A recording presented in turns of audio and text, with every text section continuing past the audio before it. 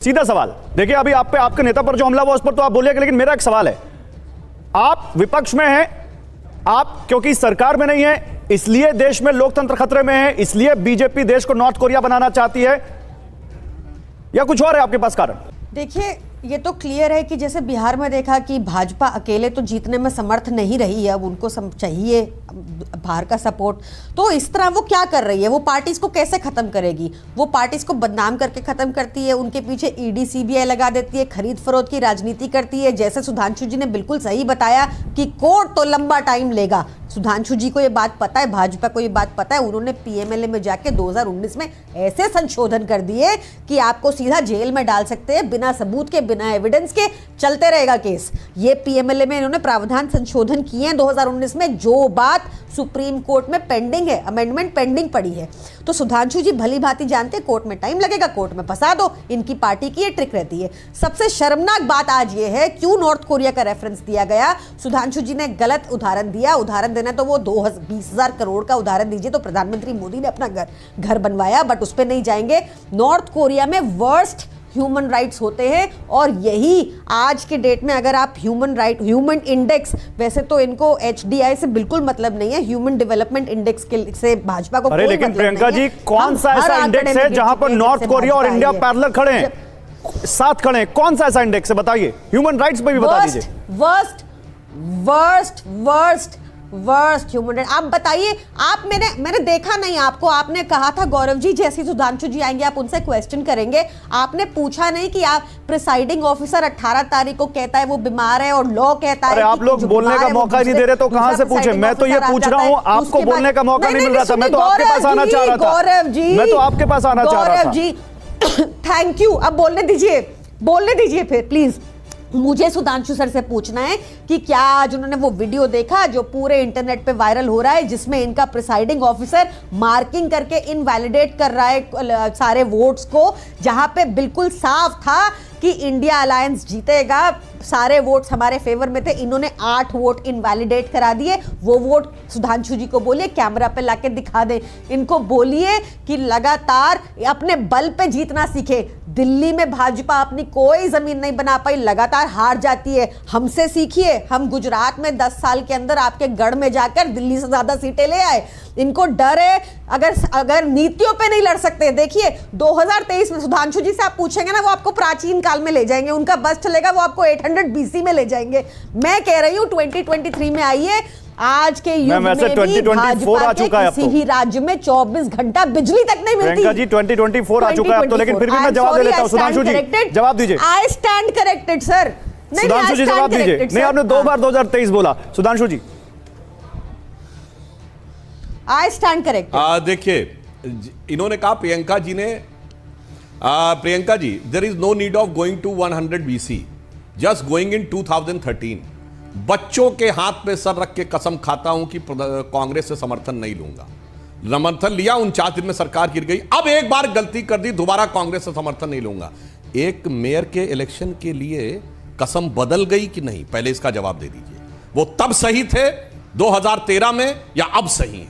अगर आपके पास बहुमत था और आपके पास विधायक थे, सॉरी कारपोरेटर थे, तो आपको उनका लाके बाहर प्रदर्शन कर देना चाहिए था। हम लोगों के साथ अनेक बार ऐसा हुआ, हमने लाके राष्ट्रपति भवन और राजभवन में मीडिया के सामने बाकायदा कहा ये हमारे साथ हैं। तो मैं पूछना चाहता हूं, पहले ये जवाब दे दीजिए, कांग्रेस के साथ वो बेईमान ईमान जो कहा था वो तो छोड़ दीजिए, वो जो कसम थी, कसम के बाद गलती थी और गलती दोबारा नहीं करूंगा, अब ये गलती है या षड्यंत्र है? और अनर्गल आरोप लगाना क्या होता है, जो आपने कहा वो ये होता है कि आरोप लगाओ किसी पे, फिर कोर्ट में जाके माफी मांगो। कांग्रेस के नेताओं से भी केजरीवाल जी माफी मांग चुके हैं, कपिल सिब्बल और मनीष तिवारी जी से, हमारे यहां नितिन गडकरी जी से और अरुण जेटली जी से। पहले आरोप लगाया नाप चनाप, फिर कहा जी हमारे पास कोई सबूत नहीं। अब जवाब दे दीजिए। 20 सेकंड प्रियंका कक्कड़। देखिए, मैं आपको फिर से कह रही हूं कि भाजपा बिल्कुल ही, सुधांशु जी इतने सीनियर एमपी हैं, मैं उनकी बहुत रिस्पेक्ट करती हूं और मेरे को बहुत दुख है कि उनको कुछ दिख ही नहीं रहा कि कैसे प्रिसाइडिंग ऑफिसर की आज वीडियोस घूम रही हैं। उनको फर्क ही नहीं पड़ रहा कि किस तरह से सीबीआई ईडी का दुरुपयोग आज के युग में, कैसे छगन भुजबल की फाइल खो जाती है, ईडी ये सब बयान देती है कोर्ट में जब वो भाजपा में आ जाते हैं। मेरे इनको दुख ही नहीं है कि नवाब मलिक कहते हैं कि नवाब मलिक के केस में जब वो ज्वाइन कर लेते हैं अजीत पवार फैक्शन तो कहते हैं कि बेल पे कोई आपत्ति नहीं है। ऐसे संशोधन कर दिए सुधांशु जी की पार्टी ने कि आने वाली कई पीढ़ियां प्रताड़ित होंगी। अरे तो नॉर्थ कोरिया कैसे बन गया इंडिया? करके उन वोटों को इनवैलिड कर रहे हैं। गौरव जी कैसे नहीं बनेगा? अगर आप जैसे समझदार रिपोर्टर्स भी अगर हमारे सांसद का बयान उठाएंगे जो एक देश का उदाहरण दे रहे हैं जहां पर कोई डेमोक्रेसी नाम की चीज नहीं है, जहां पे वन मैन शो है, आप ये पूछ रहे हैं पर आप भाजपा से ये नहीं पूछ रहे। नहीं, भाजपा के तो अभी मेरे साथ पैनलिस्ट आए नहीं, जैसे आएंगे उनसे पूछूंगा, लेकिन आपसे क्यों ना पूछें। आपके सांसद ने बोला कि क्या बीजेपी इस देश को नॉर्थ कोरिया बनाना चाहती है, तो नॉर्थ कोरिया से किस लेवल पर और किस पायदान पर आप कंपैरिजन कर रहे हैं इंडिया का? मैं ये पूछ रहा हूं, एक सिंपल सा सवाल बता दीजिए। डेमोक्रेसी है नॉर्थ कोरिया में तो बता दीजिए है कि नहीं, तो वहीं पे आंसर मिल जाएगा। मैं आपको बता रही हूं कि वो प्रिसाइडिंग ऑफिसर साफ साफ दिख रहा है कि मार्किंग कर रहा है। कोई उनसे लेके जब चले जाता है जिनको वो इनवैलिडेट कर रहे हैं, वो रोकते हैं अपने तंत्र को लगाकर, उससे वापस बैलेट पेपर छीन लेते हैं। खुले आम चीटिंग हो रही है, उस चीटिंग को रोकना होगा, जरूरी है। इमोरल लोग, डिसऑनेस्ट लोग, करप्ट लोग आज सत्ता में बैठे हैं, इनको सत्ता मोह है, इनको लोगों की प्रॉब्लम से कोई मोह नहीं है। आप देखिए लोगों की प्रॉब्लम कहां है, कहां देश की अनएम्प्लॉयमेंट है, कहां देश का अच्छा, तो आप लोगों की लाइन उस पर क्या है? प्रियंका कक्कड़, 25 जून 1975 को जो इस देश में हुआ उस पर आम आदमी पार्टी की क्या लाइन है? क्या उस समय लोकतंत्र की हत्या नहीं हुई थी? गौरव जी आप कह रहे हैं क्योंकि उस समय लोकतंत्र की हत्या हुई थी तो आज इतने सालों बाद फिर से होनी चाहिए, ये आपका तर्क है? ये आपका तर्क है गौरव जी? मैं तर्क नहीं दे रहा हूं, मैं सवाल पूछ रहा हूं प्रियंका जी। 25 जून 1975 को इस देश में जो हुआ था वो क्या था, मैं ये पूछ रहा हूं। अगर आप कह रहे हैं पास्ट में अगर गलत था तो अब 100 टाइम ज्यादा गलत होना चाहिए। नहीं, बिल्कुल नहीं, मैं ये नहीं कह रहा, मैं तो यही कह रहा हूं पास्ट में जो हुआ था वो क्या था। जाना है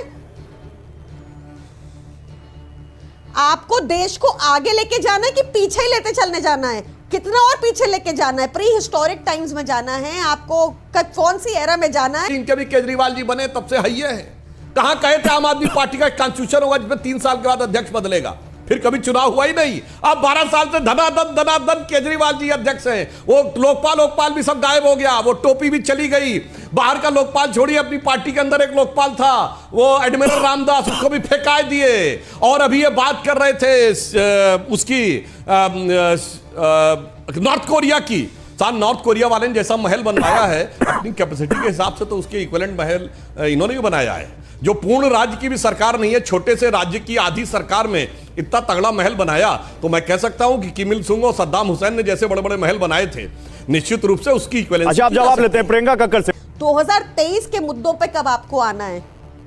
आपको ये सरकार जो इस टाइम सत्ता में बैठी है, केंद्र सरकार, ये महा करप्ट, महा इमोरल सरकार है। बंगारू लक्ष्मण की रखी हुई नींव वाली सरकार है जिसने देश के रक्षा सौदे में भी घोटाला तक कर दिया था। ये वो सरकार है जिनके यहां पर वॉशिंग मशीन में धुलने छगन भुजबल